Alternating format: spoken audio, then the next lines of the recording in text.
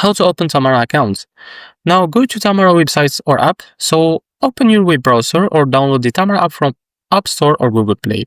Now search for Tamara and tap on the official app with the white and black logo. As you can see, this is it.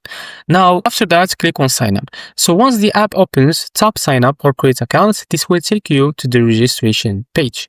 Now enter your personal information, type your mobile number, phone name, and email address, and make sure your phone number is correct. Tamara will send a code to verify it. Now verify your phone number, so check your phone for 6-digit code from Tamara. Enter the code in the app to confirm your number.